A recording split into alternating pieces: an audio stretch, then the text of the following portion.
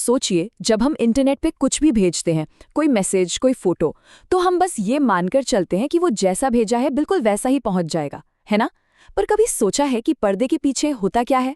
मतलब खराब से खराब कनेक्शन पर भी हमारा डेटा एकदम सेफ और सही सलामत कैसे पहुंचता है?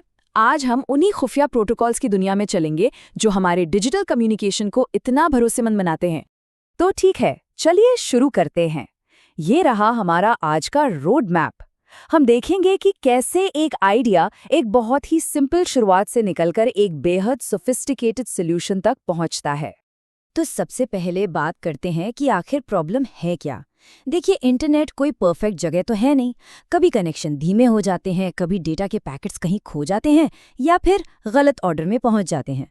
तो सबसे बड़ा चैलेंज यही है, एक ऐसे नेटवर्क पर जो परफेक्ट नहीं है, डेटा को परफेक्ट तरीके से कैसे भेजा जाए। तो हमें असल में 3 चीज़ों का ध्यान रखना होता है। पहला, क्या डेटा सही सलामत पहुंचा। दूसरा, क्या वो उसी ऑर्डर में पहुंचा जिस ऑर्डर में भेजा गया था। और तीसरा, कहीं ऐसा तो नहीं कि हमने रिसीवर को इतनी तेजी से डेटा भेज दिया कि वो उसे संभाल ही ना पाए। तो बात सिर्फ डेटा भेजने की नहीं है, बल्कि इन सभी चुनौतियों को स्मार्ट तरीके से हल करने की है। तो यहाँ पर 2 बहुत ज़रूरी कॉन्सेप्ट सामने आते हैं। फ्लो कंट्रोल समझ लीजिए एक ट्रैफिक पुलिस की तरह है जो ये पक्का करता है कि डेटा का बहाव बहुत तेज ना हो। और एरर कंट्रोल एक प्रूफ रीडर की तरह है जो खोई हुई या खराब जानकारी को ढूंढता है और उसे ठीक करता है। और इन दोनों समस्याओं को हल करने का जो सबसे बड़ा हथियार है वो है ARQ। इसका आइडिया बहुत सिंपल है।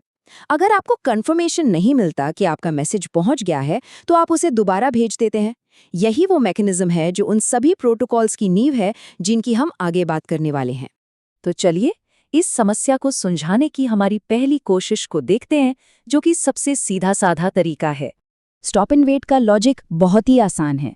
ये ऐसा है जैसे कोई बारी बारी से बात कर रहा हो। मैंने एक बात कही, फिर मैं तब तक चुपचाप इंतजार करूंगा जब तक आप न कहें कि ठीक है, समझ गया। उसके बाद ही मैं अगली बात कहूंगा। बहुत ही सिस्टमैटिक है। तो प्रॉब्लम यहीं पर है। ये तरीका भरोसेमंद तो है, पर बहुत ही ज्यादा धीमा है। सोचिए, हर एक वाक्य भेजने के बाद अगर जवाब का इंतजार करना पड़े तो एक्नॉलेजमेंट का इंतजार करने में इतना कीमती वक्त बर्बाद हो जाता है कि एक बहुत बड़ा बॉटलनेक बन जाता है। होता यह है कि सेंडर और नेटवर्क दोनों ज्यादातर टाइम बस खाली बैठे रहते हैं। और यही इनएफिशिएंसी हमें डेटा भेजने के तरीके में एक बहुत बड़े इनोवेशन की ओर ले जाती है।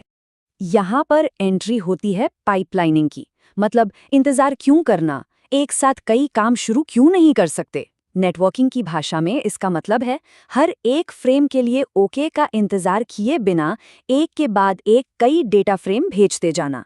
ये स्लाइड पुराने धीमे तरीके और नए पावरफुल स्लाइडिंग विंडो कॉन्सेप्ट के बीच का अंतर बिल्कुल साफ कर देती है। एक तरफ एक शांत खाली सड़क है और दूसरी तरफ एक व्यस्त लगातार चलता हुआ हाईवे। तो ये काम कैसे करता है? इसमें सेंडर को एक बार में कई फ्रेम भेजने की इजाजत होती है, इसे विंडो कहते हैं। और रिसीवर को भी हर एक के लिए अलग अलग ACK भेजने की जरूरत नहीं है। वो बस एक बार में कह सकता है, हाँ मुझे फ्रेम नंबर 5 तक सब मिल गया है, और इससे सारे फ्रेम एक साथ कंफर्म हो जाते हैं। लेकिन तब क्या होगा जब उन कई फ्रेम्स की विंडो में से कोई एक फ्रेम बीच में ही खो जाए? चलिए इसके पहले सॉल्यूशन को देखते हैं। गो बैक एन का तरीका थोड़ा सख्त है। मान लीजिए अगर रिसीवर को फ्रेम नंबर 2 नहीं मिला तो वो फ्रेम 3, 4 और 5 को भी रिजेक्ट कर देगा, भले ही वे सही सलामत पहुंचे हों। जब सेंडर को पता चलेगा कि फ्रेम 2 खो गया है तो उसे सिर्फ फ्रेम 2 ही नहीं बल्कि उसके बाद वाले सारे फ्रेम्स यानी 3, 4 और 5 को भी दोबारा भेजना पड़ेगा। अब इस तरीके में जो दिलचस्प बात है वो है इसकी साफ साफ इनएफिशिएंसी। हाँ, ये काम तो करता है, लेकिन इसमें बहुत सारी बैंडविड्थ बर्बाद होती है, क्योंकि जो फ्रेम्स बिल्कुल ठीक ठाक थे उन्हें भी दोबारा भेजा जा रहा है। और बस यहीं से अगले प्रोटोकॉल की ज़रूरत महसूस होती है। और ये हमारी एफिशिएंसी की तलाश में अगले पड़ाव को शानदार ढंग से दिखाता है। चलिए अब एक ज़्यादा स्मार्ट और बेहतर सॉल्यूशन की ओर बढ़ते हैं। सेलेक्टिव रिपीट बहुत ही इंटेलिजेंट है। इसके पास एक मेमोरी या बफर होता है। अगर फ्रेम 2 खो जाता है लेकिन 3, 4 और 5 पहुंच जाते हैं तो रिसीवर उन्हें अपने पास रख लेता है। वो सेंडर को सिर्फ ये बताता है कि अरे मुझे बस फ्रेम 2 चाहिए। सेंडर सिर्फ और सिर्फ फ्रेम 2 भेजता है और रिसीवर सब कुछ सही ऑर्डर में वापस जोड़ लेता है। ये विजुअल सिलेक्टिव रिपीट का सबसे बड़ा फायदा दिखाता है। बिना बैंडविड्थ बर्बाद किए बिल्कुल सटीक रीट्रांसमिशन। ये एक सर्जिकल स्ट्राइक की तरह है, न कि कारपेट बॉम्बिंग की तरह। तो चलिए इस पूरी यात्रा को एक बार फिर से देखते हैं और समझते हैं कि ये सभी प्रोटोकॉल एक दूसरे के मुकाबले कहाँ खड़े हैं। ये टेबल इन तीनों ARQ रणनीतियों के बीच के फायदे और नुकसान का एक साफ और छोटा सा सारांश देती है। आप यहाँ बिल्कुल साफ देख सकते हैं कि कैसे हम एक सरल लेकिन इनएफिशिएंट तरीके से एक कॉम्प्लेक्स लेकिन बहुत ज्यादा एफिशिएंट तरीके तक पहुंचे। और अब सबसे ज़रूरी बात, ये सब इतना मायने क्यों रखता है? क्योंकि जिस सबसे एडवांस्ड प्रोटोकॉल की हमने बात की, वही आज के मॉडर्न इंटरनेट के भरोसे की रीढ़ है।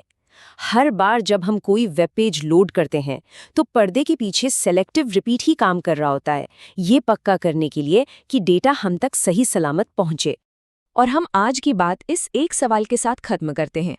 जैसे जैसे नेटवर्क की स्पीड तेजी से बढ़ रही है, हमारी स्पीड की ज़रूरतें भी बढ़ रही हैं। तो सवाल ये है कि भविष्य में इन बुनियादी प्रोटोकॉल्स को और कैसे बदलना होगा ताकि वे इस रफ्तार के साथ चल सकें।